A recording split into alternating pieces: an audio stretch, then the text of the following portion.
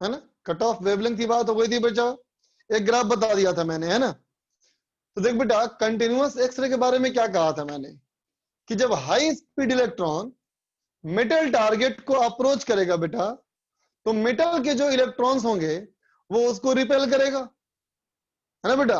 और जब वो उसको रिपेल करेगा तो इलेक्ट्रॉन्स रिटार्ड करेंगे, और जब इलेक्ट्रॉन रिटार्ड करेगा तो उसकी काइनेटिक एनर्जी घटेगी बच्चा, और वही loss of kinetic energy photon के रूप में बाहर निकलेगी।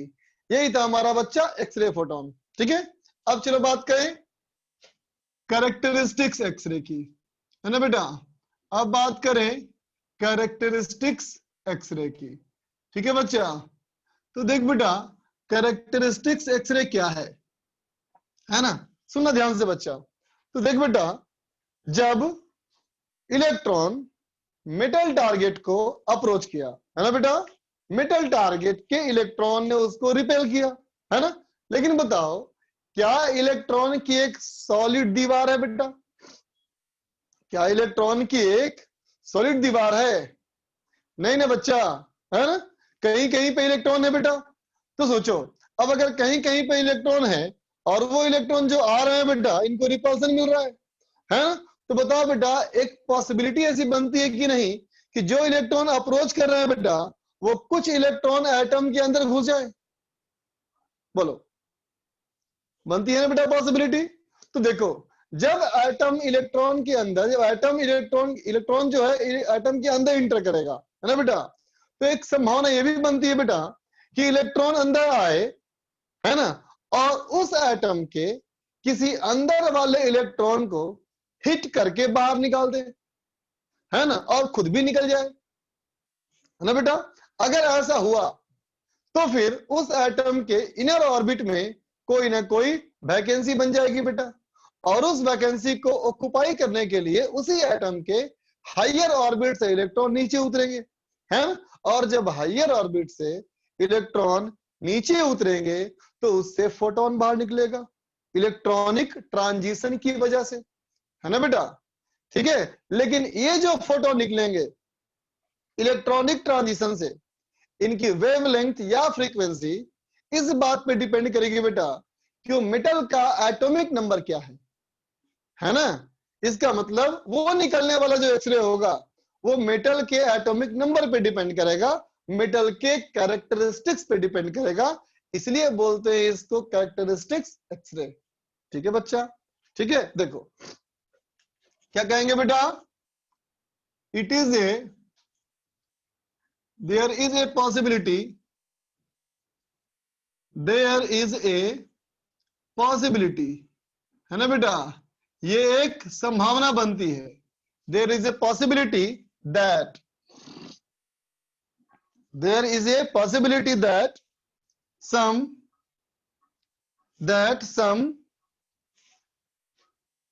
High speed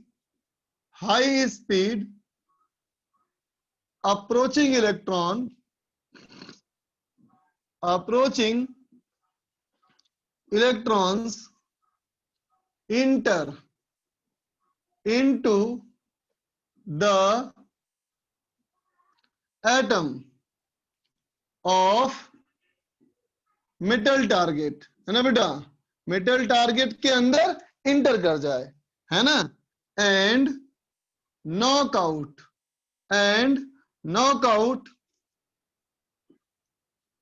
one of the electron in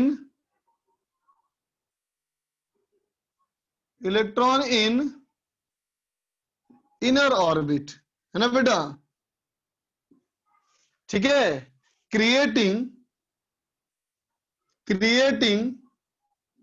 A vacancy there, है ना बेटा, क्रिएटिंग ए वैकेंसी देयर, वहां पे एक वैकेंसी बनाएगा, है ना बेटा, टू ऑक्युपाई दिस वैकेंसी, है ना बेटा, इस वैकेंसी को ऑक्युपाई करने के लिए, है ना, इलेक्ट्रॉन्स ऑफ हायर ऑर्बिट है ना बेटा, ट्रांजिट्स, ट्रांजिट्स है ना बेटा, उस स्पेस को भरने के लिए ट्रांजिट करेंगे, है ना। And hence and hence and hence photons of wavelength कर दो, है ना बेटा, या फ्रीक्वेंसी कर दो, है ना बेटा, depending upon atomic number of metal, atomic number of metal, है ना, इमिट, है ना बेटा, बाहर निकलेगी, है ना बेटा, ठीक है। these photons are called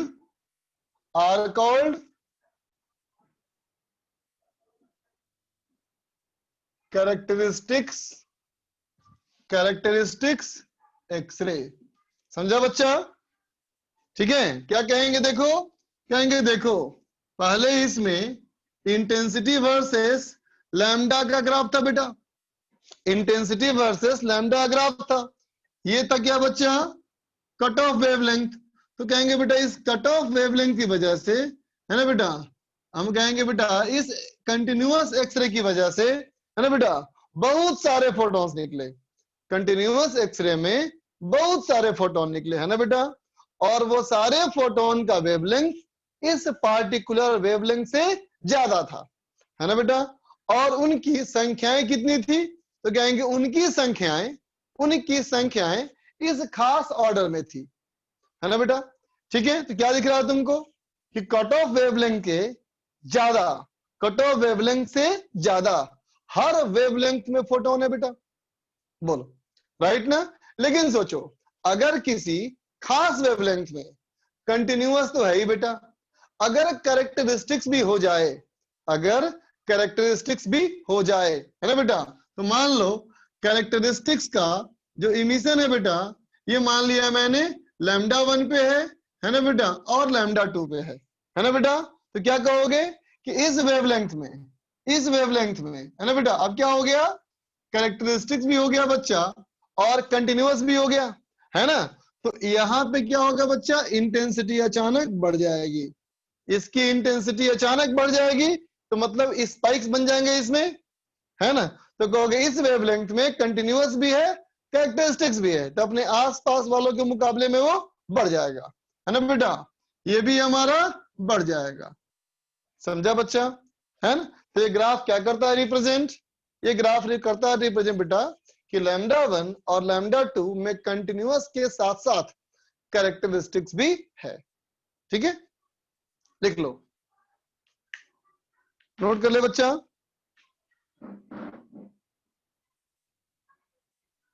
Arun बोलो।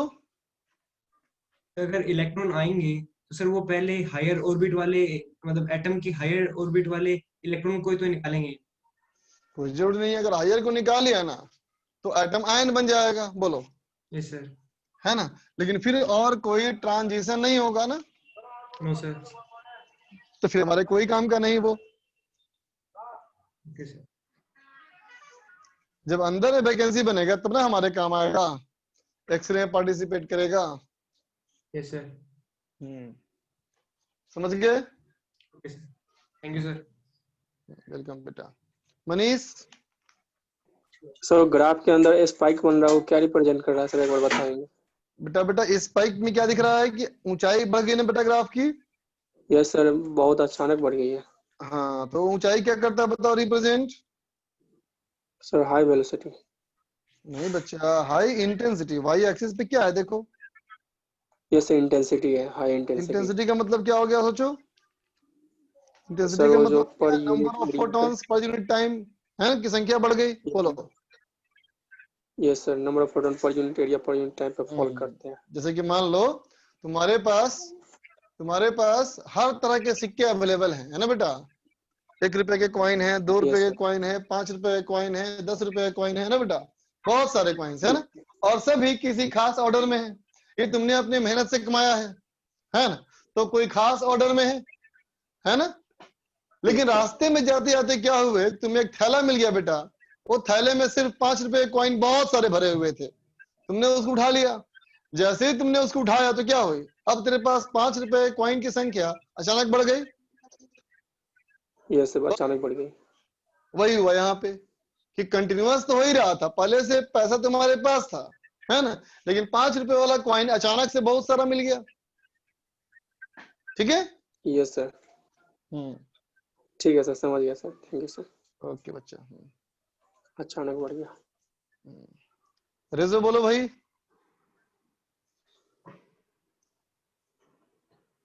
बोलना है बच्चा कुछ। सर जब के शेल से इलेक्ट्रॉन नॉक होगा तो सर एल शेल से आएगा फोटोन नीचे। कोई जरूरी नहीं है बेटा, एल से भी आ सकता है, एन से भी आ सकता है ना। ऐसे फिर एल और एन में भी तो वैकेंसी हो जाएगी। हाँ बिल्कुल, वहां भी तो इसका मतलब ये समझ समझो, इसका मतलब ये मत समझो बेटा कि एक इलेक्ट्रॉन निकलने से एक ही ट्रांजिशन होगा, नहीं बच्चा, एक वैकेंसी बनने से मल्टीपल ट्रांजिशन हो सकते हैं, है ना। फर्स्ट वाले को भरने के लिए सेकंड वाले से आएगा इलेक्ट्रॉन, यस सर, फिर सेकंड में आ जाएगी वैकेंसी, सेकंड को भरने के लिए थर्ड वाले से आएगा इलेक्ट्रॉन, एक और फोटोन निकलेगा, है ना। Yes sir. और सर हाईएस्ट एनर्जी तो के में होगी ना। हाँ बच्चा सही बात, सबसे ज्यादा एनर्जी खर्च तुमको के से निकालने में होगी। सर इसीलिए इसको बोलते हैं कंटिन्यूअस एक्सरे। कंटिन्यूअस तो बोला था पहले वाले को, वो तो वोल्टेज वाले में था, लेकिन ये थोड़ी कंटिन्यूअस है बेटा। सॉरी। हाँ। विकास कुमार बोलिए। सर ये लैम्डा सीएफ क्या है sir? Cut off, lambda cut off wavelength बताया था ना कल पिछले क्लास में। बोलो क्या बताया था, फॉर्मूला इसके याद करो। Lambda cut off equal to lambda minimum, है ना बेटा, HC बाई EV। ठीक है,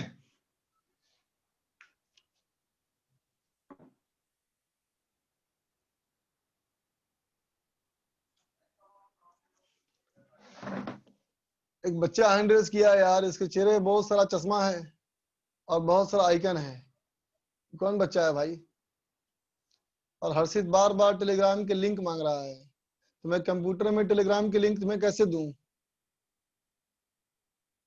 कंप्यूटर में खोलना पड़ेगा, फिर मुझे टेलीग्राम इंस्टॉल करना पड़ेगा। हाँ बच्चा, ये फर्स्ट बोर्ड है, first board, first and the only board I have.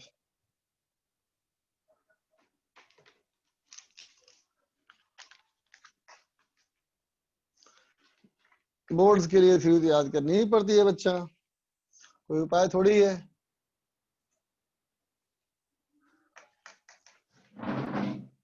चलो बच्चा इरेज कर रहा हूं।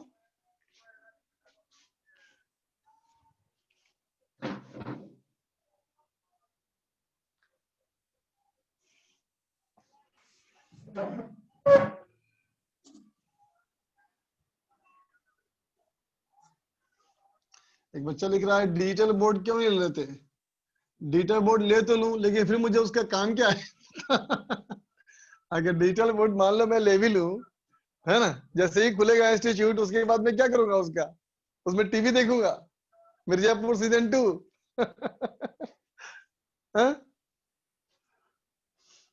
देखो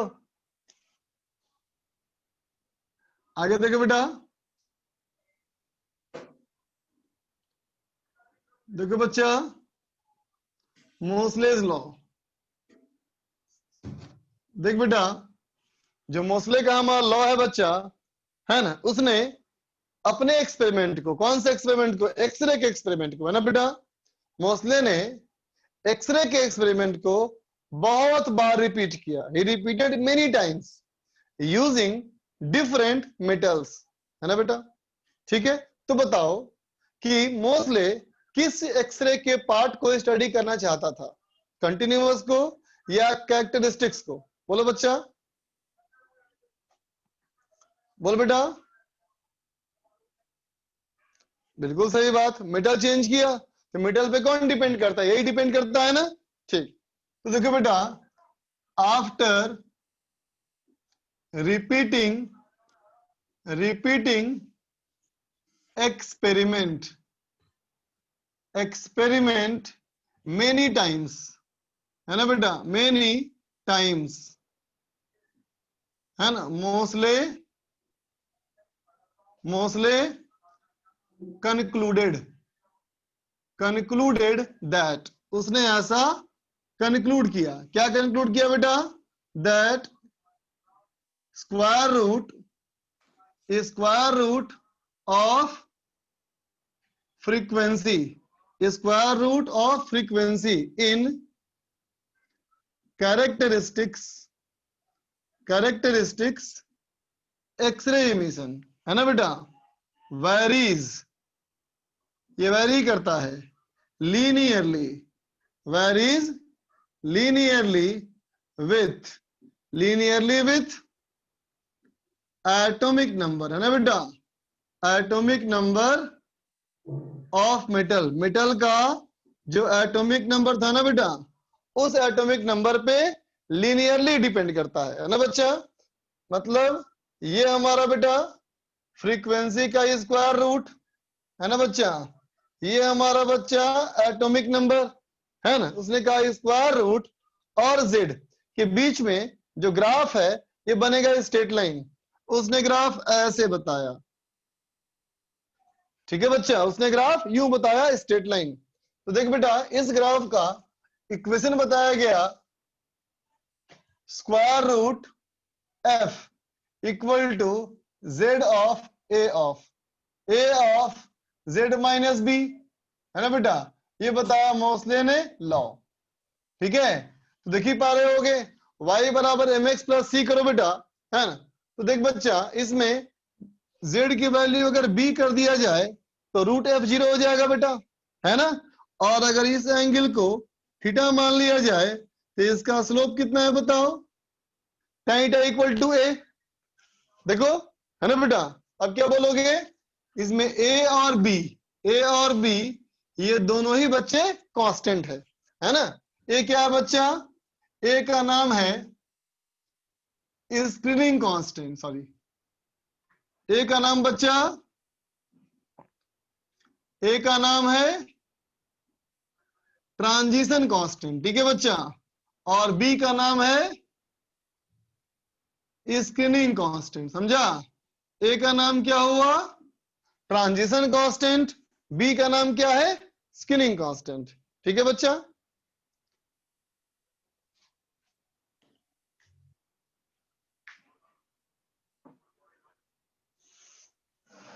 लिख लो इसको,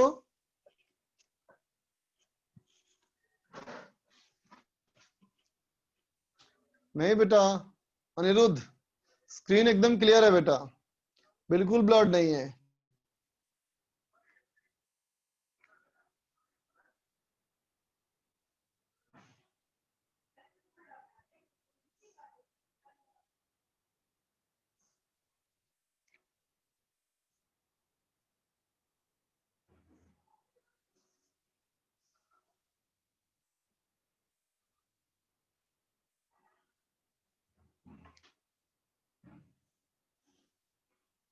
नरेश पूछ रहा है, नरेश मुझे मिला ही नहीं यार, वो मुझे पता ही नहीं चला।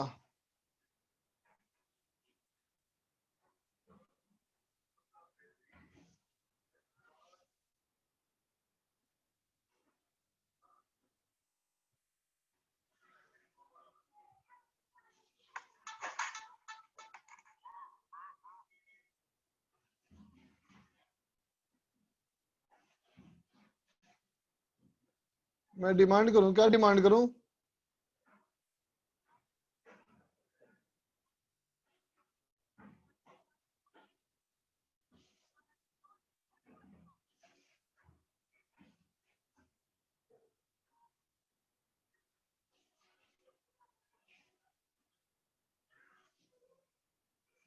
अच्छा स्मार्ट बोर्ड क्या करूं डिमांड करके, यही काफी है मेरे लिए।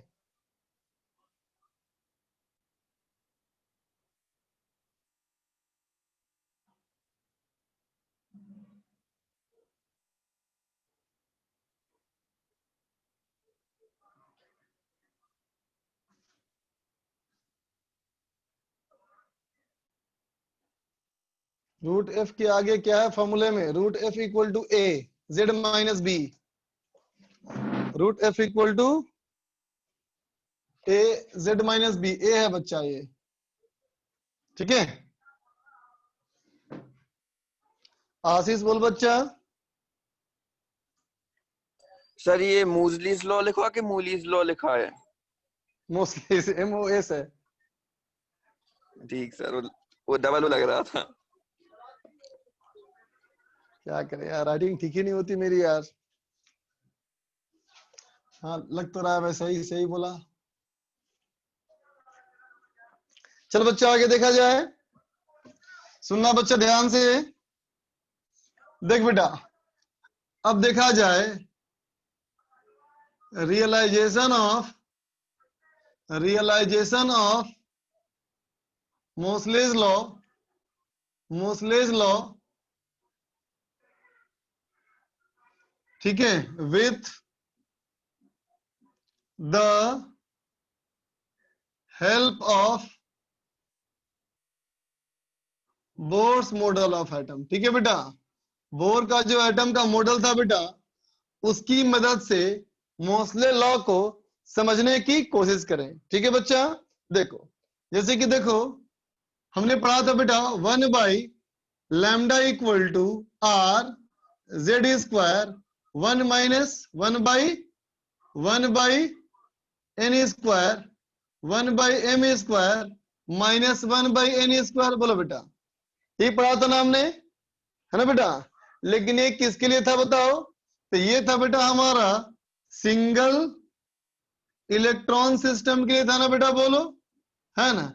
सिंगल इलेक्ट्रॉन सिस्टम का मतलब ये बच्चा कि न्यूक्लियस हमारा हो गया बेटा कोई भी एटम का, है ना। ठीक है, मान लो 20 इलेक्ट्रॉन का, 20 प्रोटॉन का, तो इसमें से 20 इलेक्ट्रॉन भी होंगे। अब मानो कि 20 इलेक्ट्रॉन में से 19 को निकाल दिया, अब एक ही बचा। तो एक ही जो बच्चा वो क्या हो गया? अब सिंगल इलेक्ट्रॉन सिस्टम, है ना बेटा। तो देखो यह हमारा होगा बेटा फर्स्ट ऑर्बिट, ये हमारा है फर्स्ट ऑर्बिट, वैसे ही second orbit, third orbit, fourth orbit, fifth orbit, है ना।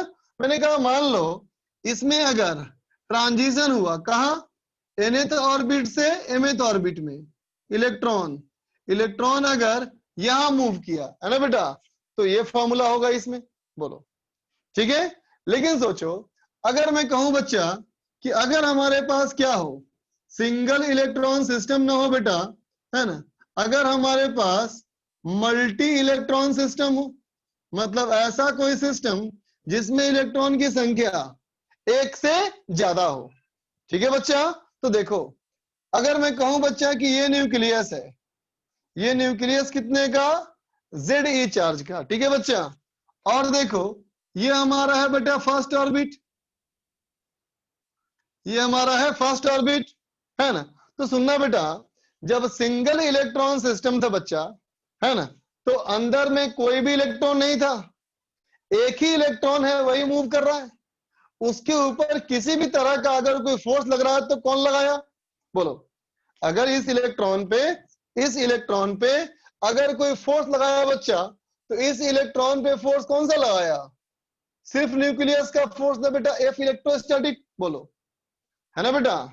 चलो Fn कह सकते हैं, इसके ऊपर जो फोर्स आ रहा है वो किसका आ रहा है बेटा? Fn, सिर्फ और सिर्फ न्यूक्लियस का फोर्स, है ना। लेकिन सोचो इसमें तो बेटा मल्टी इलेक्ट्रॉन सिस्टम है, इसका मतलब बेटा इसमें अंदर भी कुछ ना कुछ तो इलेक्ट्रॉन होगा बेटा, बोलो, अंदर में कुछ ना कुछ तो होगा इलेक्ट्रॉन, बोलो, है ना। हालांकि और भी ऑर्बिट में और भी इलेक्ट्रॉन हो सकते हैं बच्चा, बोलो, हो सकते हैं ना। तो अब सोचो, अब कहा मैंने बेटा कि अज्यूम करो अब अगर nth ऑर्बिट से mth ऑर्बिट में अगर शिफ्टिंग हुआ, अब अगर बेटा mth ऑर्बिट से शिफ्टिंग हुआ n से m में, है ना, तो देख बेटा अब जो इलेक्ट्रॉन शिफ्ट कर रहा होगा, बच्चा, है ना, इस पे देखो कहोगे न्यूक्लियस की वजह से तो ऐसे फोर्स लगेगा ही ना बेटा, बोलो, Fn तो लगेगा ही ना, बोलो, है कि नहीं। लेकिन सोचो बच्चा अंदर जो इलेक्ट्रॉन है ना, उस इलेक्ट्रॉन का भी तो फोर्स लगेगा, अंदर के इलेक्ट्रॉन का रिपल्सन फोर्स भी होगा ना बेटा, इस पे ऐसे भी तो फोर्स लगेगा, बोलो Fe, इलेक्ट्रॉन का फोर्स है कि नहीं। तो अब क्या कहोगे कि रिजल्टेंट फोर्स क्या हो जाएगा, तो कहोगे बेटा रिजल्टेंट फोर्स जो होगा हमारा ये हो जाएगा अब Fn माइनस Fe, बोल बेटा, है कि नहीं, है ना। तो बेटा ये जो फोर्स होगा वो इस वाले फोर्स के मुकाबले में थोड़ा कमजोर ना होगा बेटा, बोलो होगा ना कमजोर। तो चलो बेटा इसको मैंने कह दिया F स्टार, इसको मान लू मैं F स्टार, है ना बेटा। हम समझते हैं कि F स्टार क्या होगा, F से थोड़ा सा कम होगा। तब सोचो बेटा, है ना, कि Fn जो है बेटा इसका संबंध किससे है, इसका संबंध है बेटा Z से, है ना। लेकिन जब अट्रैक्शन हुआ तो साथ साथ रिपल्सन भी हुआ, है ना बेटा। तो Fn अगर Z से संबंधित था बेटा तो इसका संबंध मान लिया मैंने Z स्टार से, बोलो बेटा इसका संबंध मैंने मान लिया Z स्टार से। Z स्टार क्या है, तो कहना कोई भी एक वैल्यू है जो कि Z से कम है। क्यों कम है, क्योंकि अंदर वाले इलेक्ट्रॉन का रिपल्सन है। ठीक है बच्चा, समझा बेटा बात, है ना। तो देखो अब आप कहूंगा कि अगर मैं कहता हूं बेटा, अब मैं कहता हूं कि इस सिस्टम का इक्विवेलेंट सिस्टम, इस सिस्टम का अब मैं कह सकता हूं बेटा इक्विवेलेंट सिस्टम, है ना।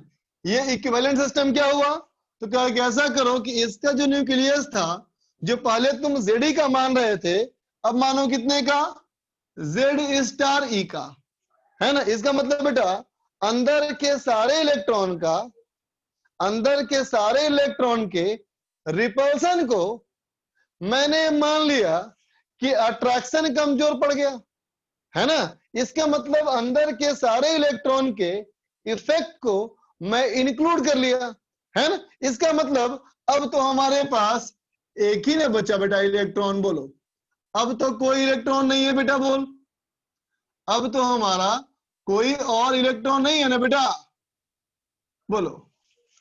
ठीक है, तो अब बताओ इसको सिंगल इलेक्ट्रॉन सिस्टम मान सकते हैं ना। तो इसको अगर तुम मान लो सिंगल इलेक्ट्रॉन सिस्टम तो इसके जैसा फॉर्मूला इस्तेमाल कर सकते हो।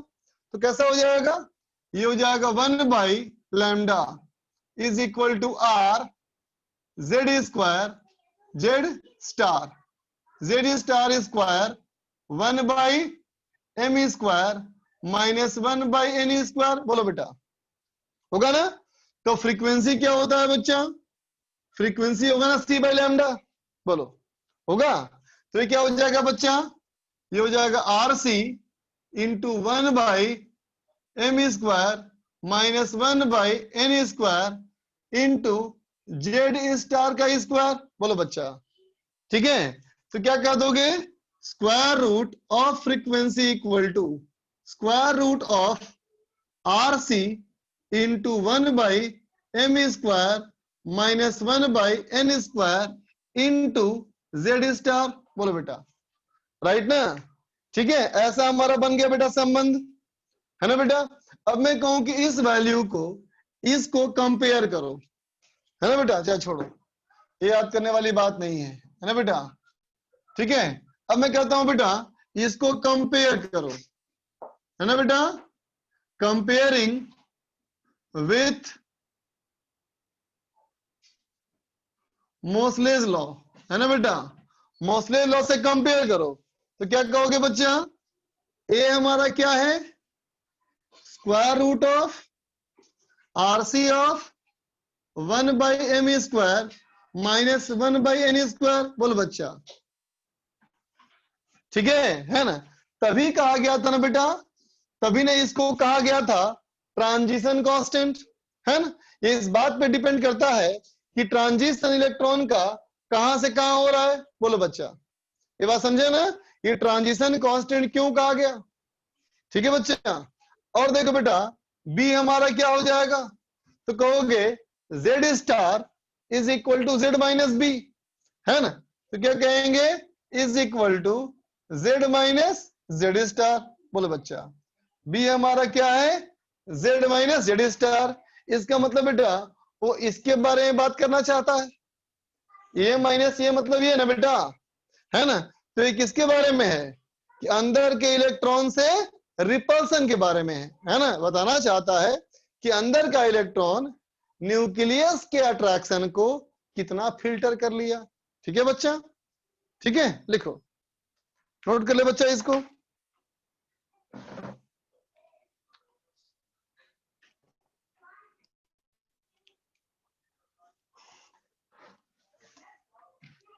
कुछ बोल बच्चा। सर ये जेड स्टार जो है सर, आप जेड स्टार कैसे माने? फिर से बोलना, बोलो। सर ये जेड स्टार आप कैसे माने, समझ में नहीं आया सर। देख बच्चे, ये बात समझ में आती है कि अंदर से इलेक्ट्रॉन का रिपल्सन होगा। हाँ सर, रिपल्सन होगा। ठीक है।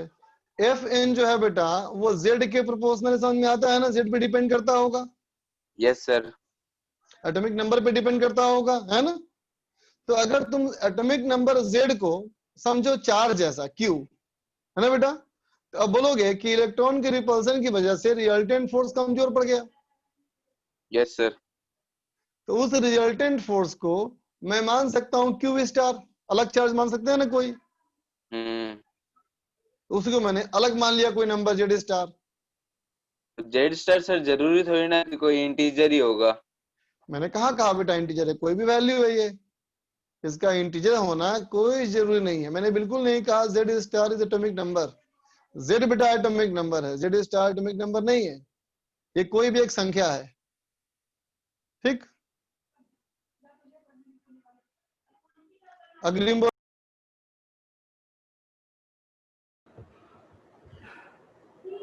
सर ये लास्ट में कंपेयरिंग वाला एक बार बता दीजिए, मैंने ध्यान नहीं दिया। तो बेटा इक्वेशन देखो ना, बोर मॉडल का लास्ट इक्वेशन देखो, और वहां मोस्ले का लॉ ऊपर लिखा है उसको देखो। सर ये z माइनस बी तो कांस्टेंट हो गया। हाँ, बी निकालना बाकी है हम लोग को अभी। हाँ शिवम, इसी को बोलते हैं सिल्डिंग इफेक्ट, इसी को बोलते हैं सिल्डिंग इफेक्ट।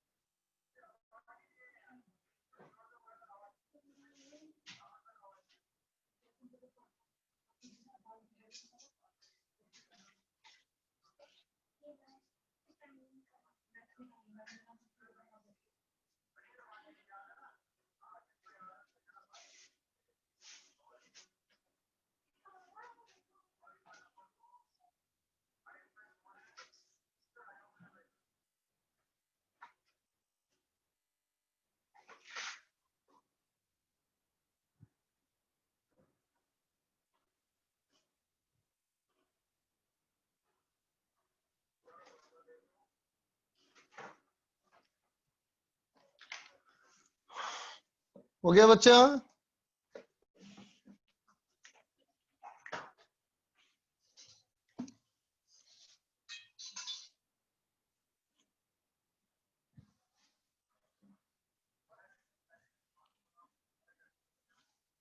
देखो बेटा, फॉर के सीरीज ट्रांजिशन, है ना बेटा?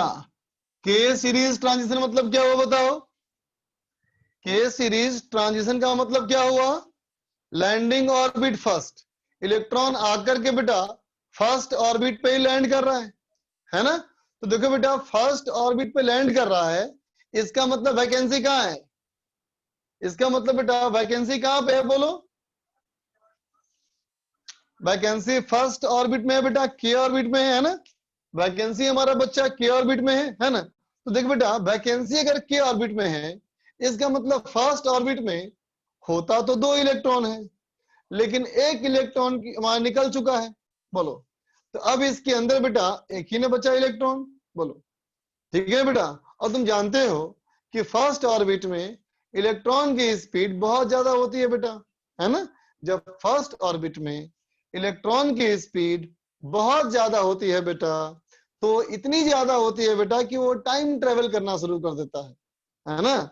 और जब टाइम ट्रेवल करना शुरू करता है तो वो हो जाता है डीलोकलाइज्ड। और जब हो जाएगा बेटा डीलोकलाइज्ड, तो उस इलेक्ट्रॉन को अब हम एक पार्टिकल नहीं मानते, क्या मानते हैं उसको? एक इलेक्ट्रॉन क्लाउड मानते हैं, है ना बेटा? और कहते हैं वो सिंगल इलेक्ट्रॉन अब एक हॉलो स्फीयर जैसा बिहेव कर रहा है ना बेटा? जब वो हॉलो स्फीयर जैसा बिहेव करेगा, है ना बेटा, तो हॉलो स्फीयर का जो इलेक्ट्रिक फील्ड होता है बेटा, ये पॉइंट चार्ज के जैसा ही होता है ना? तो क्या करेंगे हम? उस हॉलो स्फीयर का चार्ज जो कि 1 इलेक्ट्रॉन का चार्ज है -e, उसको मान लेंगे बेटा सेंटर पे। तो क्या हो जाएगा चार्ज बताओ? हो जाएगा Ze अंदर में था, E एक और आया लेकिन नेगेटिव, तो हो जाएगा Z-1 इंटू E। समझा बेटा? ठीक है, इसलिए हम के सीरीज के ट्रांजिशन के लिए हम मानते हैं B की वैल्यू 1। समझा? के सीरीज के ट्रांजिशन के लिए हम B का वैल्यू 1 मानते हैं। ठीक है बच्चा, लिख लो।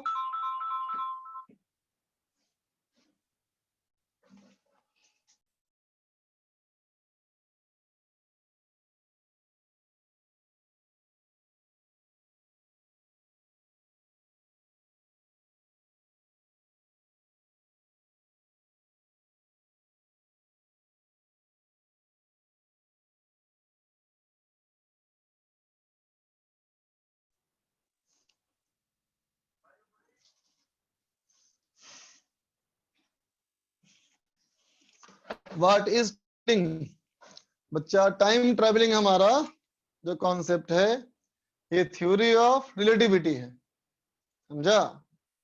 इसमें क्या आता है कि अगर किसी पार्टिकल की स्पीड बहुत ज्यादा हुई, अगर लाइट पार्टिकल की स्पीड बहुत ज्यादा हुई और लाइट के स्पीड को अप्रोच करना शुरू कर देगा बेटा, है ना? तो उसके लिए जो टाइम इंटरवल है और जो हमारे लिए टाइम इंटरवल है, ये दोनों अलग अलग हो जाएगा। समझा?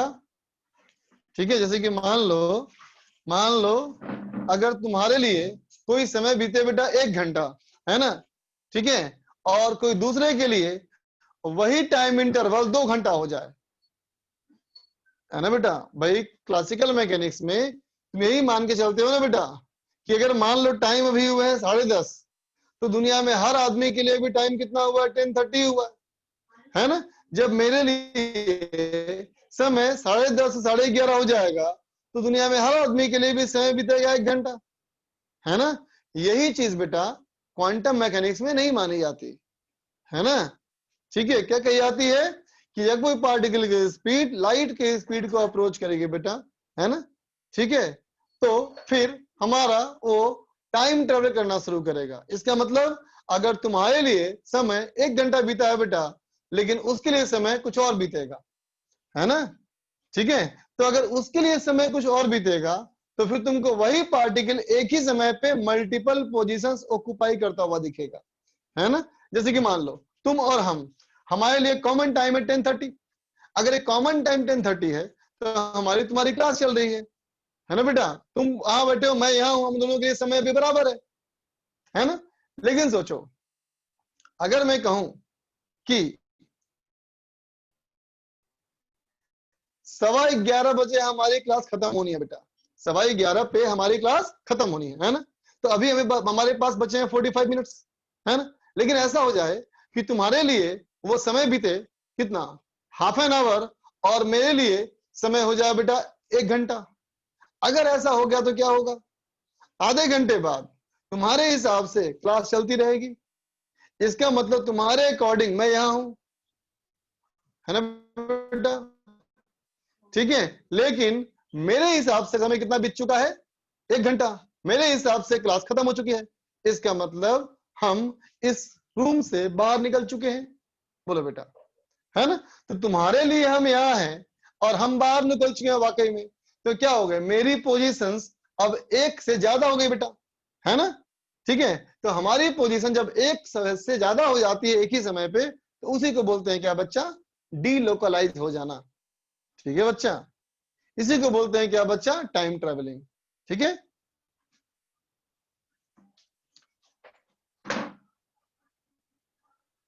फटाफट लिख ले। अब चल बच्चा क्वेश्चन करें एक। देख बच्चा क्वेश्चन करें, ध्यान देना बच्चा। क्वेश्चन ये है कि wavelength of K alpha X-ray from a metal of Z equal to 41 is lambda। Z 41 है तो उसका वेवलेंथ हमारा लैम्डा है बेटा। ठीक है, सवाल कहता है बच्चा find wavelength, find wavelength of K beta X-ray, है ना बेटा? किससे? फ्रॉम another metal, अगर दूसरा कोई मेटल हो, है ना बेटा, जिसका कि एटॉमिक नंबर 21 हो। ठीक है, चलो करो।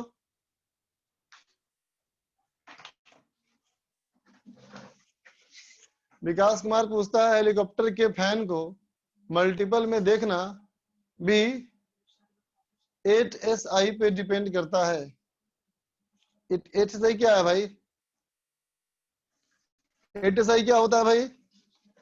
हाँ, निमिष बिल्कुल सही कहा, हाइजेंसबर्ग अनसर्टेनिटी प्रिंसिपल भी इसी पे आधारित है।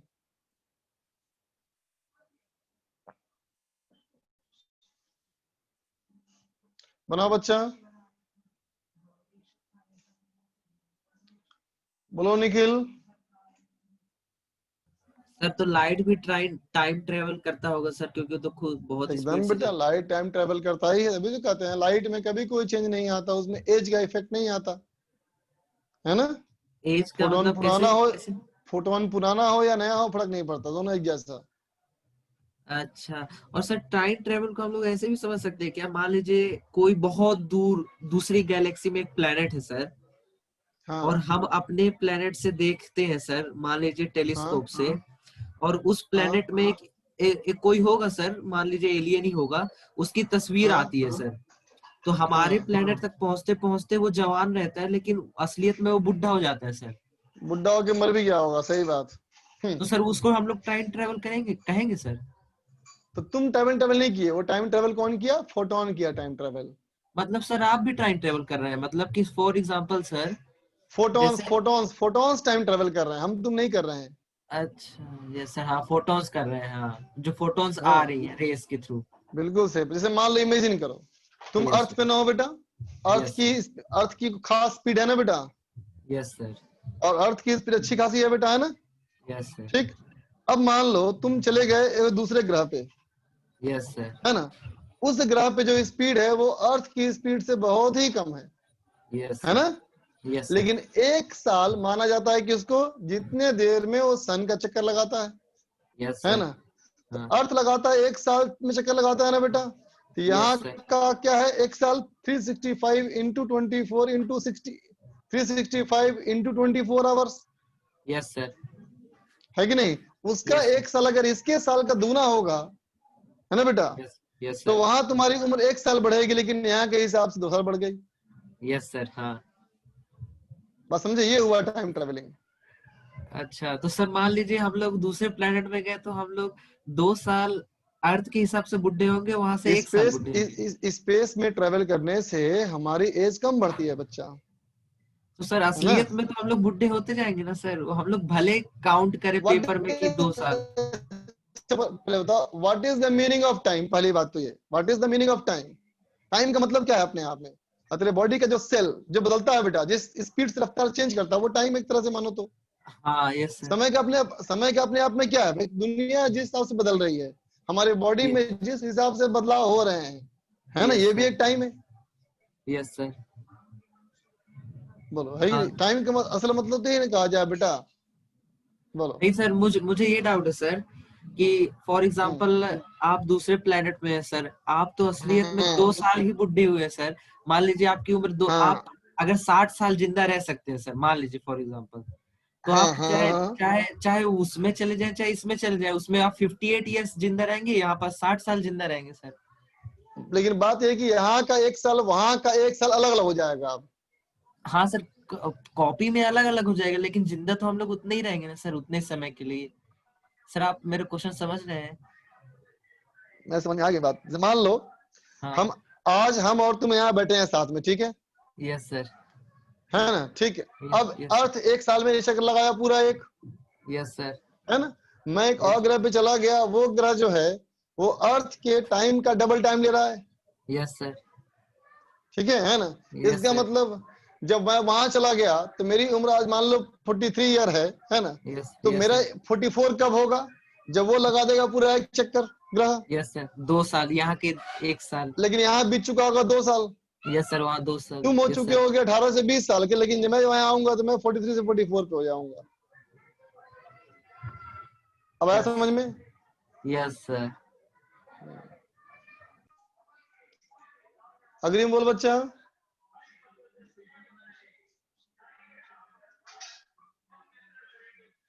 अग्रिम सर पहले का हाथ उठा हुआ है। चलेगा? अच्छा कोई बात नहीं, चलो।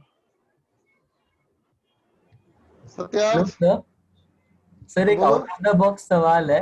सर क्या सच में टाइम ट्रेवल पॉसिबल है फोटॉन्स को छोड़कर? अभी पॉसिबल नहीं है, हमारे लिए पॉसिबल नहीं है अभी।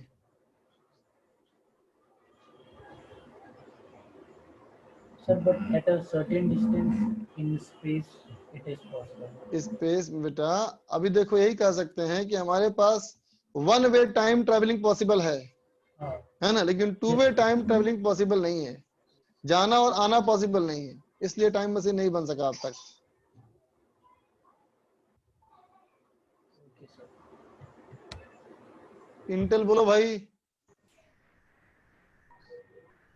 सर मुझे ये पूछना है कि हमें ना लाइट की स्पीड कैसे है ना काउंट कर सकते हैं, मेजर कर सकते हैं?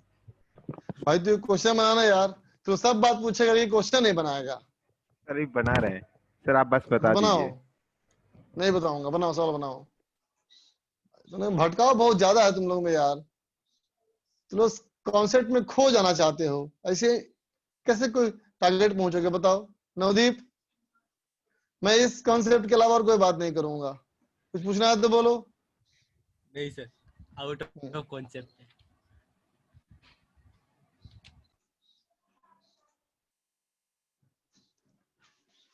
आउट ऑफ द बॉक्स नहीं जाना है, हम लोग बॉक्स के अंदर ही रहना है।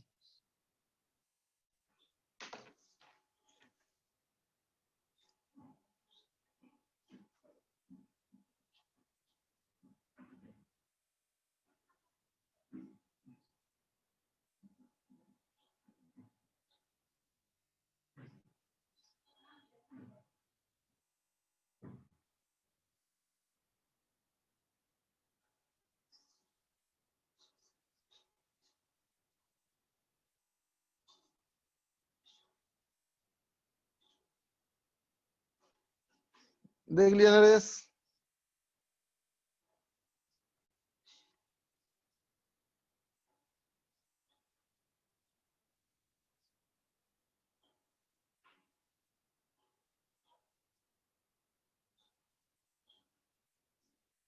सवाल सॉल्व करो बच्चों।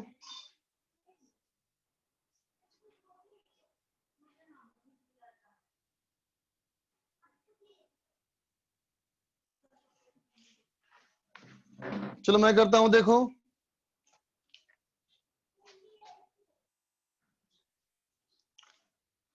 देखो बेटा, वेवलेंथ ऑफ के अल्फा एक्सरे। देख बेटा, इस वाले के लिए क्या कहोगे, ये लगाओ फॉर्मूला बच्चा। इसके लिए हो जाएगा बेटा 1/f रूट एफ, है ना बेटा। Root F equal to a of कितना बच्चा, z माइनस बी, है ना। तो देख बेटा, ये हो गया f इक्वल टू ये हो गया बच्चा ए स्क्वायर z माइनस बी का स्क्वायर। ठीक है बच्चा, आगे देखो।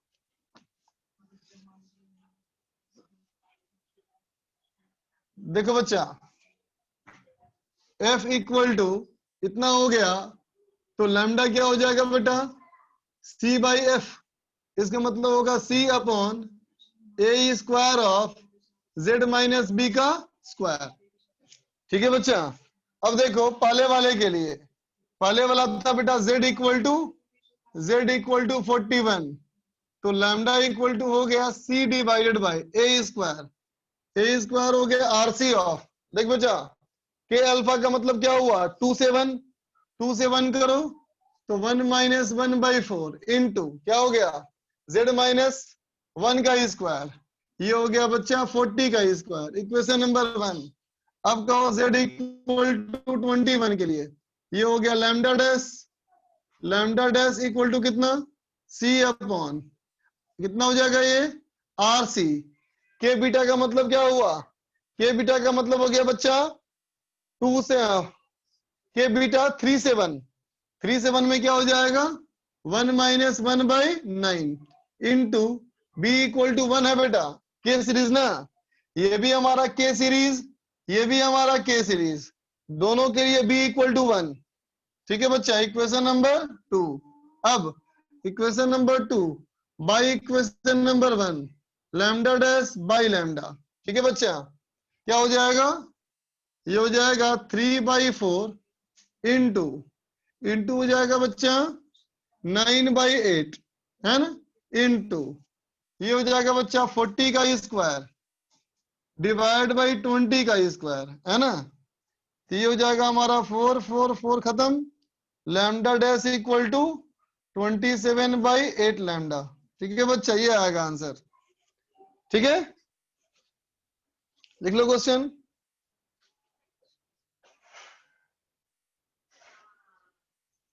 लिख ले बच्चा।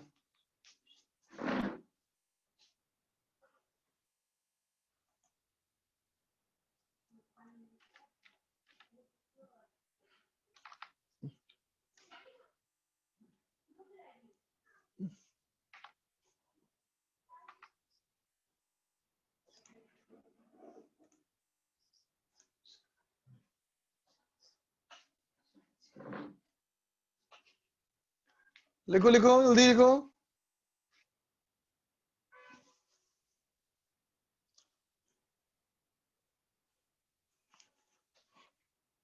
देख बेटा अगला सवाल,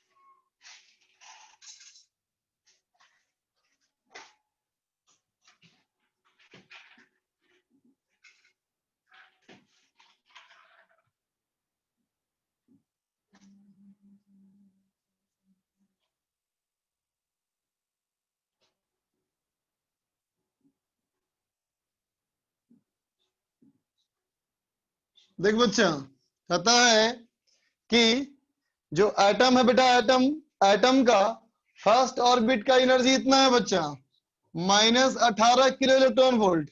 सेकेंड ऑर्बिट का एनर्जी इतना, और थर्ड ऑर्बिट का एनर्जी इतना है।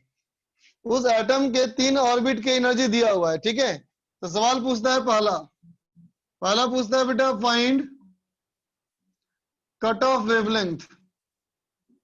कट ऑफ वेवलेंथ होगा, ठीक है। बी कहता है बेटा, check which X ray is possible. कौन सा एक्सरे पॉसिबल है गिवन एमोंग, ठीक है। इनमें से कौन कौन सा पॉसिबल है, क्या क्या देखो, K alpha, K gamma, L beta, M gamma, L gamma, ठीक है। इनमें से कौन कौन पॉसिबल है, कौन कौन पॉसिबल नहीं है, ठीक है। सी पार्ट कहता है फाइंड, सी कहता है बेटा फाइंड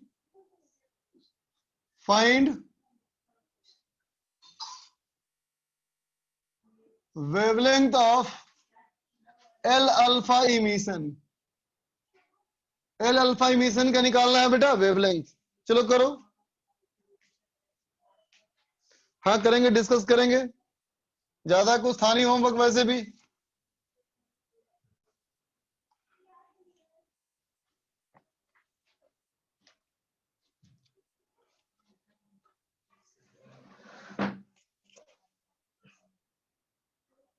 नहीं बच्चा, न्यूक्लियर नहीं आएगा टेस्ट में, चिंता मत करो।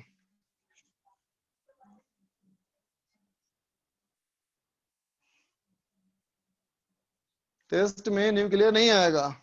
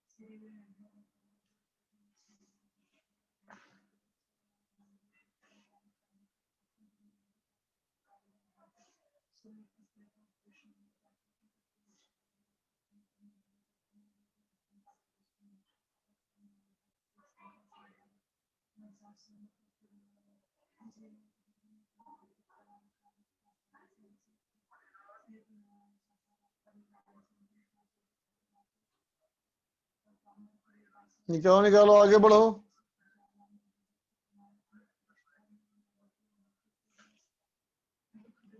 स्टीव क्या पूछ रहा है प्रीवियस क्वेश्चन में, सर ऑर्बिट कैसे पता किया। अभी समझ में आ जाएगा, रुक जाओ बताते हैं तुमको। देखो देख बच्चा, सॉल्यूशन कहता है बेटा कि वोल्टेज हमारा है बेटा 10 किलो वोल्ट। इसका मतलब हो गया बच्चा 10,000 वोल्ट, है ना। तो बोल बेटा कट ऑफ का फॉर्मूला क्या होता है, HC/EV, है ना बेटा। HC का वैल्यू इलेक्ट्रॉन वोल्ट की यूनिट में 12,400 है ना बेटा, और इलेक्ट्रॉन वोल्ट के रूप में हो गया ये 10,000 इलेक्ट्रॉन वोल्ट। इसका मतलब बेटा 10,000 करोगे तो हो जाएगा बेटा 1.24 एंगस्ट्रॉम। बोलो बेटा, फर्स्ट पार्ट हो गया। अब देखो बेटा सेकंड पार्ट में, सेकंड पार्ट में कहता है कि बताओ इनमें से कौन सा इमिशन पॉसिबल है ना बेटा, सुनना ध्यान से। तो देखो बेटा के अल्फा का मतलब क्या होता है, बोलो के अल्फा का मतलब क्या होता है, बोलो। तो के का मतलब क्या हुआ बच्चा, के का मतलब हुआ फर्स्ट, के का मतलब फर्स्ट ऑर्बिट है ना, और अल्फा का मतलब फर्स्ट लाइन, फर्स्ट ऑर्बिट का पहला लाइन कौन सा होगा, तो 2 से 1। बोलो बेटा है कि नहीं। अब बोलो के गामा क्या हो गया, तो के गामा क्या होगा, अल्फा बीटा गामा डेल्टा। के मतलब 1 और अल्फा का मतलब 2 से 1, बीटा का मतलब के बीटा मतलब 3 से 1, के गामा का मतलब 4 से 1, 4 से 1 है ना बेटा। एल बीटा, एल बीटा का मतलब क्या हुआ, बोलो बेटा। एल हो गया सेकेंड ऑर्बिट है ना, तो एल अल्फा का मतलब 3 से 2, एल बीटा का मतलब 4 से 2 है ना बच्चा। अब कहता है एम गामा, एम गामा का मतलब क्या हो गया बेटा, बोलो 6 से 3, बोलो बेटा ठीक है। और एल गामा का मतलब क्या हो गया बेटा, ये हो गया 5 से 2, ठीक है बेटा। अब बताओ तुम्हारे पास जो इलेक्ट्रॉन है उसको तुमने 10 किलो वोल्ट से एक्सीलरेट किया, इसका मतलब इलेक्ट्रॉन जो अप्रोच करेगा बेटा वो 10 किलो इलेक्ट्रॉन वोल्ट से अप्रोच करेगा। तो बताओ बेटा 10 किलो इलेक्ट्रॉन वोल्ट की एनर्जी तुम्हारे पास है ना, तो बताओ यहां से इलेक्ट्रॉन निकाल सकते हो कि नहीं, इस ऑर्बिट से इलेक्ट्रॉन निकाल सकते हो कि नहीं, जल्दी बोलो, जल्दी बोलो। नहीं नहीं बच्चा, तुम्हारे पास तो एनर्जी 10 है और ये है -18, इसको चाहिए 18, तुम्हारे पास है 10, नहीं निकल सकता। इसका मतलब बेटा पहले ऑर्बिट में वैकेंसी नहीं बन सकती है ना, तो बेटा पहले ऑर्बिट में अगर वैकेंसी नहीं बन सकती इसका मतलब के सीरीज का कोई भी ट्रांजिशन नहीं हो सकता, इसका मतलब ये नहीं हो सकता, ये नहीं हो सकता, ठीक है बेटा। अब बताओ यहां से निकाल सकते हो क्या, इससे निकाल सकते हो क्या, बोलो बिल्कुल निकाल सकते हो, यहां से निकाल सकते हो बेटा। इसका मतलब ये हो सकता है, ये हो सकता है ना बेटा। जब 2 वाला पॉसिबल है तो 3 वाला तो है ही बेटा पॉसिबल। बोलो बात समझ गए बेटा, ठीक है। अब आओ थर्ड पार्ट में, थर्ड पार्ट में कहता है क्या, find wavelength of L alpha X ray. तो देख बच्चा एल अल्फा का मतलब क्या हो गया, तो कहेंगे एल अल्फा का मतलब हो गया 3 से 2 है ना, तो थर्ड ऑर्बिट से सेकेंड ऑर्बिट में इलेक्ट्रॉन का होगा ट्रांजिशन। तो बोल बेटा डिफरेंस कितना एनर्जी का है, सेकेंड थर्ड में कितने का डिफरेंस है, बोलो 5 किलो इलेक्ट्रॉन वोल्ट का बेटा, और ये कितना होना चाहिए 12,400, ठीक है बच्चा, बाई लैम्डा। तो लैम्डा कितना हो गया बच्चा, लैम्डा हो गया 12400 डिवाइड बाई 5000, इसका मतलब 2.48 एंगस्ट्रॉम। बोलो बच्चा होगा, ठीक है।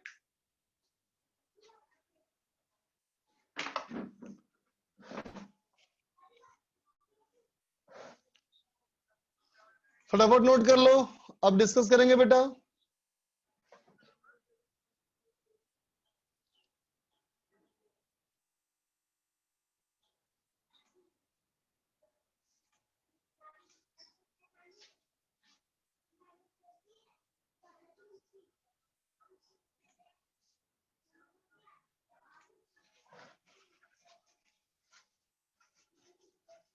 होमवर्क क्या था बोलो,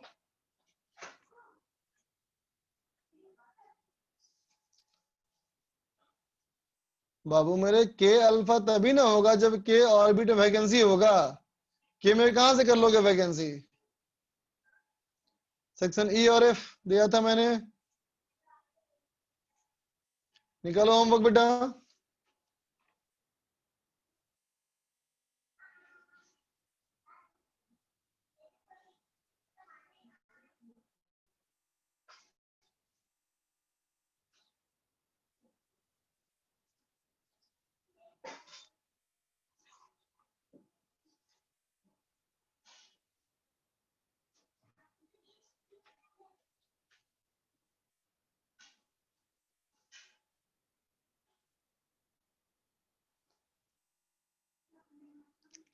निकालो बेटा।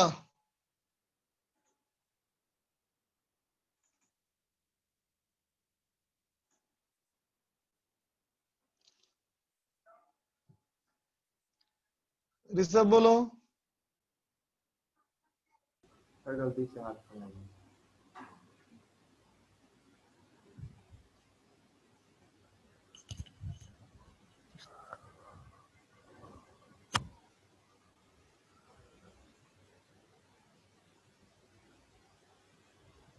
चलो बच्चा सीट निकालो।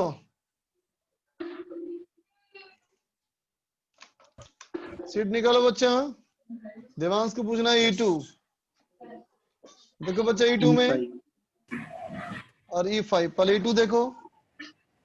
E2 कहता है बेटा calculate the angular frequency of revolution. Angular frequency of revolution चाहिए है ना, of revolution of electron occupying the second Bohr orbit of helium plus ion. तो बेटा वेलोसिटी का फॉर्मूला क्या था बताओ। V था बेटा 2.16 into 10 to the power 6 into Z by N है ना बेटा। तो Z की वैल्यू भी 2 हो गई और N की वैल्यू भी 2 हो गई है ना। सेकेंड ऑर्बिट है, देखो सेकेंड ऑर्बिट तो कितना हो जाएगा बेटा ये तो स्पीड सेम रह जाएगा 2.6 10 टू द पावर 6 मीटर पर सेकेंड है ना। अब बताओ रेडियस का फॉर्मूला क्या था बेटा 0.53 एंगस्ट्रॉम है ना into n square by z है ना। तो कितना हो जाएगा बच्चा ये 0.53 into 10 to the power -10 into n square क्या 4 हो गया बेटा और z हो गया 2। इसका मतलब 1.06 into 10 to the power -10 metre बोलो बेटा है ना। सो ओमेगा क्या होगा सर्कुलर पाथ ना बेटा b बाई आर बन गया। यही हमारा होगा बेटा एंगुलर फ्रीक्वेंसी। थर्ड E4 देख लो पहले थर्ड देख बच्चा। थर्ड हमारा सवाल क्या कहता है देखो। थर्ड कहता है बेटा कि देखो find the quantum number n of the corresponding to excited state. कहता है बताओ ये कौन से नंबर पे एक्साइटेड स्टेट है ना बेटा। If on transition to the ground state तक आने में n इक्वल टू 1 तक आने में it emits 2 photons in succession. ये निकाला बेटा 2 फोटोन निकाला है। इसका मतलब बीच में कोई लेवल होगा बेटा पहले वहां से यहाँ आया होगा और फिर यहाँ से यहाँ आया होगा। बोलो तो बेटा जो मैंने डायग्राम बनाया है इसमें कौन सा वेवलेंथ बड़ा होना चाहिए नीचे वाले का या ऊपर वाले का। बोलो बेटा नीचे वाले का। नीचे वाले का बड़ा होना चाहिए नहीं बच्चा ऊपर वाले का ना रे। बड़ा वेवलेंथ होगा बेटा उस छोटा एनर्जी होगा ठीक है। अब बता दो बेटा अगर मैं कहूं कि इस वाले का इमिशन है ना बेटा इसको मैं लैम्डा मान लिया ठीक है। ये हमारा बचा λ1 ये हमारा λ2 ठीक है। और चलो इस बीच वाले ऑर्बिट का मैंने मान लिया n। तो बोलते बेटा ऐसे बोल सकते हैं क्या एनर्जी डिफरेंस ऑफ n से 1 बराबर energy difference from n to m plus energy difference of m to 1 बोल सकते हो। Yes sir. Yes sir. n से m के एनर्जी डिफरेंस का फॉर्मूला क्या होता है -13.6 z square by n square होता है बच्चा। बोलो -1 बोलो बेटा माइनस कितना हो जाएगा माइनस ऑफ माइनस हो जाएगा plus 13.6 z square by 1 square बोलो होगा इज इक्वल टू। अब देखो n से m वाले का कितना वेवलेंथ 108.5 देखो 108.5 वाले में कितना एनर्जी होगा, तो कहोगे Hc बाई 1085 एंगस्ट्रॉम प्लस ये कितना हो जाएगा बेटा Hc बाई 30.4 304। अब बताओ ए निकल गया यस सर। क्योंकि जेड तो पता है एलिया में, ठीक है। आगे चलो E5 सर। देखो बच्चा E5 में E5 कहता है बेटा a stationary hydrogen atom emits a photon corresponding to first line of Balmer series। First line of Balmer series में होगा, है ना बेटा। तो कहता है वेलोसिटी क्या मिलेगी, अरे बेटा पिछले क्लास में पढ़ाया था ना ये रिक्वायर्ड वेलोसिटी क्या आता है, याद करो तो आइटम क्या बताया था, delta a by c into m ना बेटा, बोलो। तो लाइमन सीरीज का फर्स्ट लाइन का मतलब क्या हुआ 2 से 1, बोलो यस सर। है ना। तो कितना होता है डिफरेंस है 10.2 इलेक्ट्रॉन वोल्ट। इलेक्ट्रॉन वोल्ट को जूल में कन्वर्ट करो कितना हो जाएगा। अब बताओ हाइड्रोजन का मास कितना होता है 1 mu। 1.6 mu का वैल्यू कितना होता है 1 माइनस 27 ना इंटू सी कितना स्पीड ऑफ लाइट 3 इंटू 10 का पावर 8। बोलो बच्चा, है ना। तो ऐसे ही कट गया रे 3.5 आता है सर।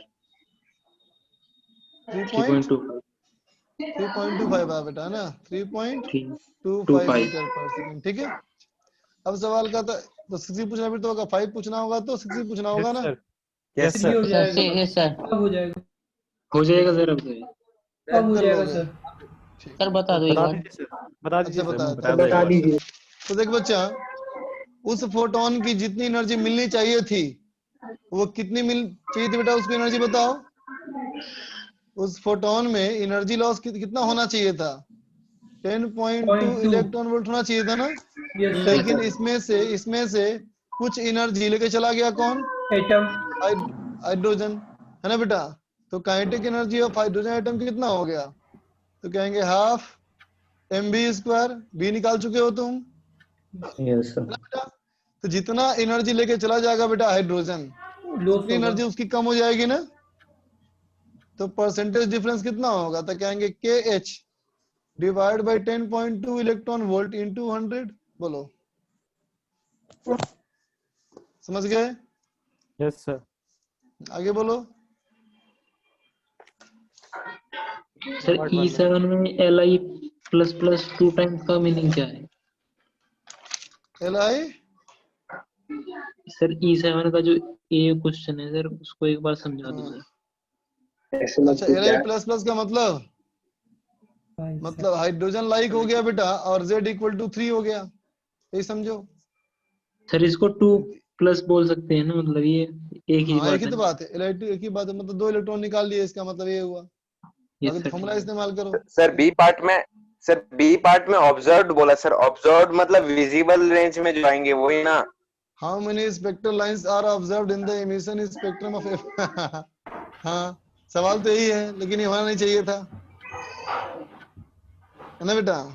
मतलब ऑब्जर्व्ड मतलब क्या समझना है, जो विजिबल अच्छा रेंज पहले में मुझे आए या बताओ, फिर टोटल एक मिनट पहले बताओ what is the meaning of spectral lines. Different lambda बोलो सर कितना ट्रांजिशन स्पेक्ट्रम का मतलब हुआ कितनी संख्या में ट्रांजिशन होगा। Yes sir yes. ये फोटोन नहीं है इसका मतलब, ठीक है। ये बात और है कि ऐसा होने से फोटोन निकलेगा, ठीक है। आगे चलो F में हो गया यस सर हुआ। Part 2 sir. 2 पार्ट 1 चलो नहीं पार्ट 1 नहीं 2 पार्ट 1 क्या दिया था, 16 क्वेश्चन 16 क्वेश्चन दिया था। सर एक डाउट है सर। हाँ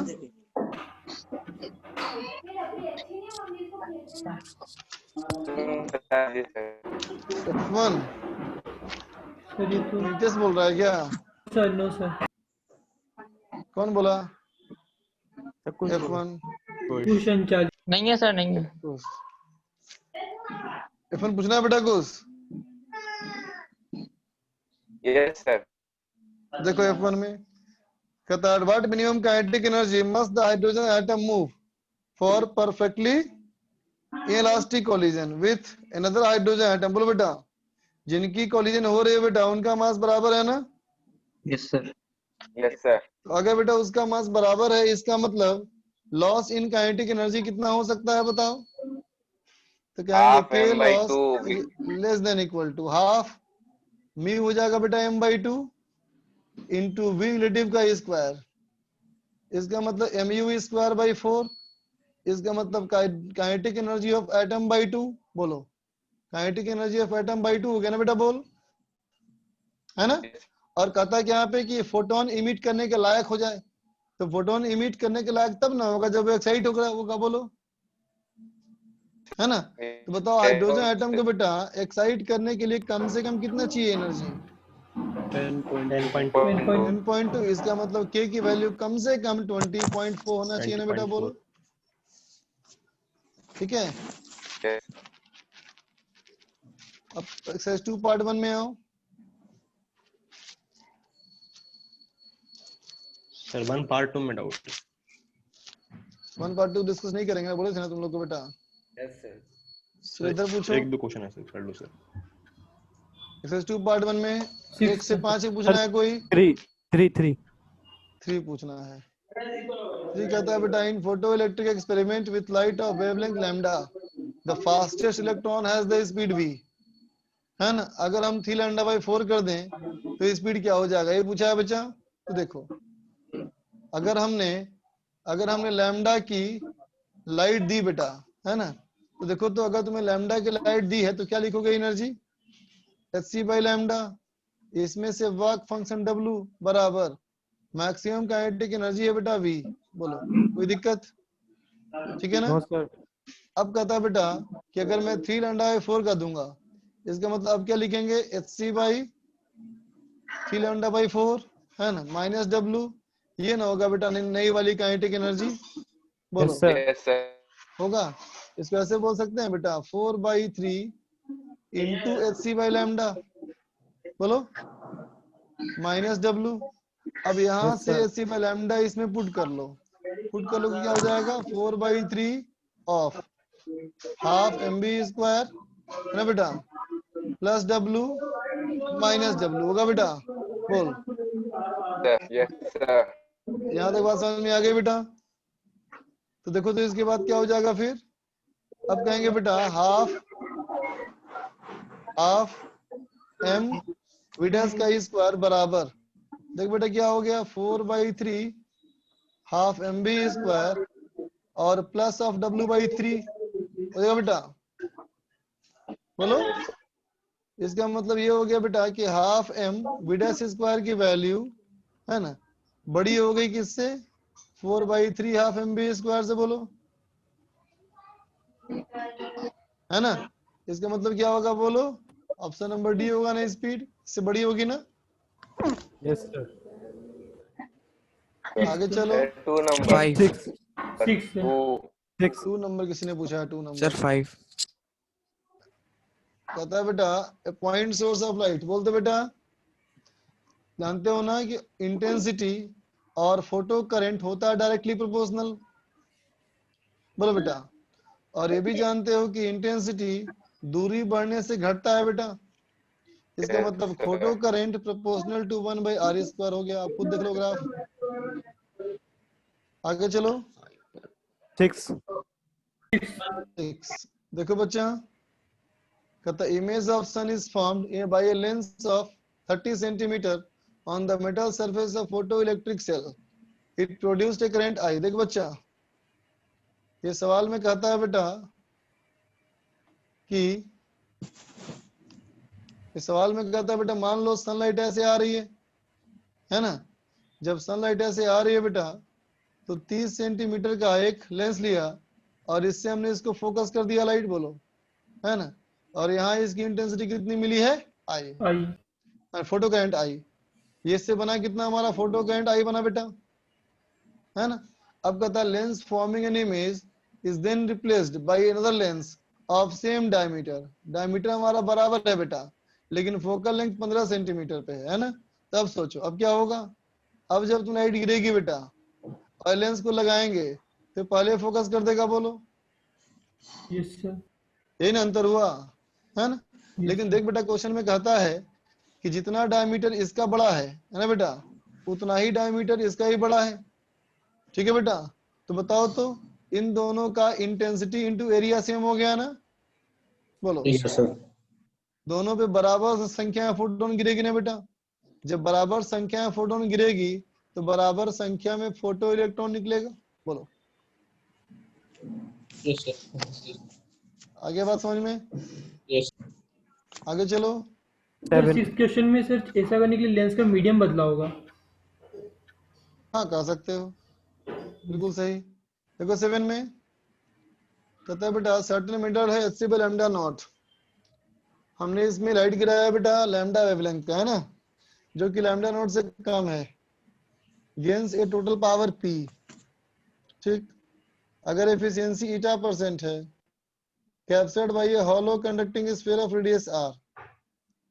ठीक है, पहले से ही चार्ज किया पोटेंशियल वी तक। अब कहता है expression of potential of the sphere after time t is. देख तो बच्चा, इसमें हमारा लाइट गिर रहा है बेटा, उसका पावर क्या दिया हुआ है, पी ना, बोलो। Yes sir.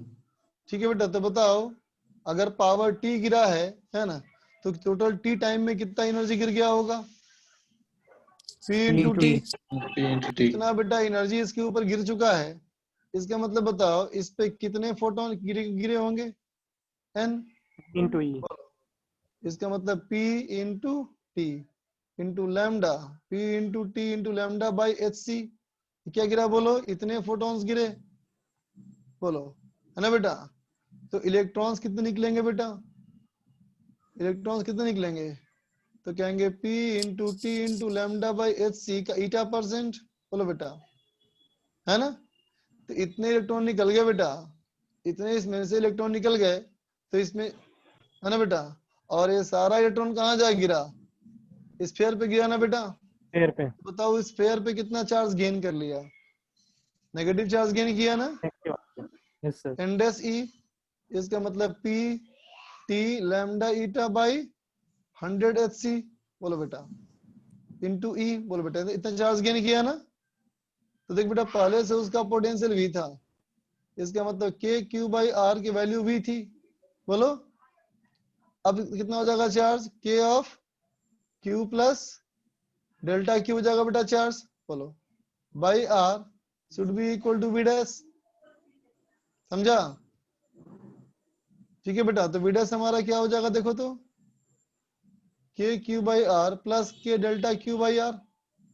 तो K/Q/R तो हो गया V, और प्लस K कितना 1/4 पाई एप्सिलॉन नॉट R, और Q का वैल्यू कितना, अल्टा Q, यहाँ से पुट करो तो नेगेटिव बेटा चार्ज ये माइनस ऑफ PT लैम्डा NE डिवाइड बाय 100 HC। समझ गए? Yes sir. आगे बोलो। 9 नंबर।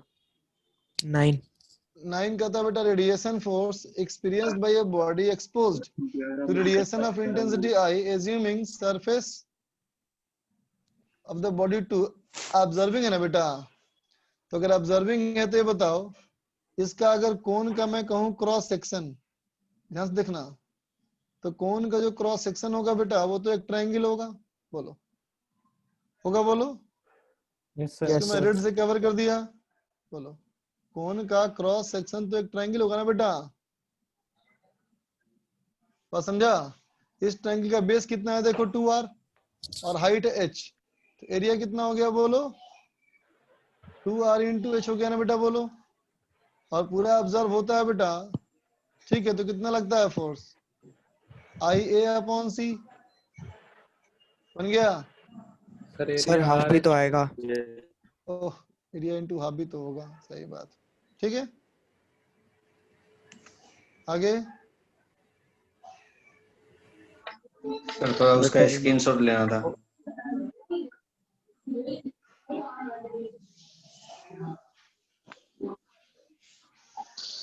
लिया। यस सर हो गया। चलो आगे देता हूँ होमवर्क फिर। आगे का होमवर्क के लिए बेटा सेक्शन जी कर लेना दोनों पार्ट में, है ना? ठीक, और जरूरी करना आज ही करना। सेक्शन जी में एक्सरे है ना बेटा? Yes sir. और एक्सरे हम लोग खत्म हो गया, है ना? और एक्सरे क्वेश्चन जो होते हैं बेटा वो डाटा बेस्ड होते हैं, है ना? और डाटा मुझे याद रहता नहीं, इसलिए मैं ज्यादा क्वेश्चन नहीं करा सकता तुमको। 2 क्वेश्चन करा दिया, सारे को बता दिए कॉन्सेप्ट, तो तुम आज ही प्रैक्टिस कर लोगे तो चैप्टर तुम्हारा अपना हो जाएगा फिर, है ना? 1 घंटे लगेंगे करना सारा क्वेश्चन। चल बच्चे अब आए, थ्योरी हो गई पूरी? थ्योरी पूरी हो गई है। नेक्स्ट क्लास में स्टार्ट करेंगे हम लोग न्यूक्लियर फिजिक्स। सर एक जी मेन का पार्ट रह गया सर। Okay sir bye.